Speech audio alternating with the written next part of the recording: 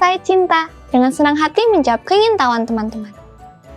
Di kelas astronomi, seorang teman bertanya, kapan dan bagaimana matahari akan mati?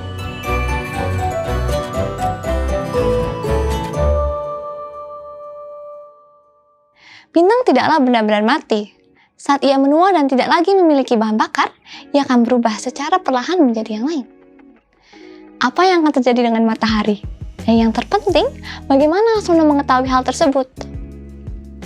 Untuk mengetahui kapan sebuah bintang akan mati, sangat bergantung kepada berapa banyak bahan bakar hidrogen yang mereka miliki dan seberapa cepat pembakaran hidrogen terjadi. Astronom melakukan sensus, melihat banyak bintang untuk mendata bagaimana bintang menghabiskan masa hidupnya. Mirip dengan mendata banyak manusia di berbagai tahapan usia untuk mendapatkan gambaran jalur hidup manusia. Nah, kembali ke matahari ya teman-teman. Dari informasi terang dan jarak matahari, astronom menemukan matahari kita merupakan bintang berukuran sedang berjenis G.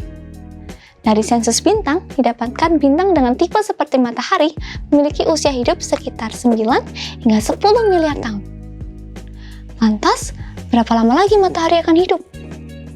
Untuk menjawab ini, kita perlu tahu berapa usia matahari sekarang. Ilmuwan menggunakan batu meteorit sebagai penentu usia tata surya, karena batuan tersebut merupakan peninggalan atau sisa pembentukan tata surya. Dan yang paling penting, bisa kita akses. Dari batuan meteorit tertua yang diteliti, ilmuwan menemukan indikasi bahwa tata surya kita berusia setidaknya 4,5 miliar tahun. Sehingga bila kita kurangkan, matahari kita akan hidup untuk setidaknya 5 miliar tahun lagi.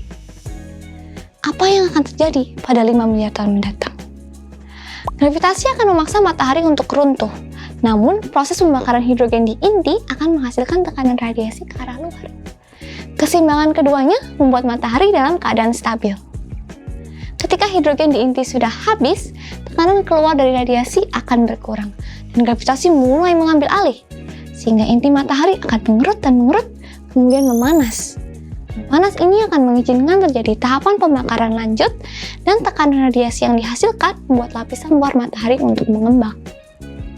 Pengembangan lapisan matahari dapat mencapai di antara orbit bumi dan Mars, membuat matahari menjadi sebuah bintang raksasa merah. Seiring berjalannya waktu, pembakaran tidak lagi bisa dilangsungkan karena temperatur di inti matahari sudah terlalu rendah. Inti matahari akan kembali mengerut, meninggalkan sebuah objek yang dinamakan kate putih, bintang padat seukuran bumi, dan bagian di luar inti akan terus mengembang, perlahan meninggalkan inti matahari dan menciptakan sebuah objek eksotis bernama planetary nebula. Kate putih matahari akan semakin dingin dan redup, hingga akhirnya dalam waktu 1 triliun tahun berhenti bersinar, menjadi kate hitam. Sampai jumpa di kelas astronomi.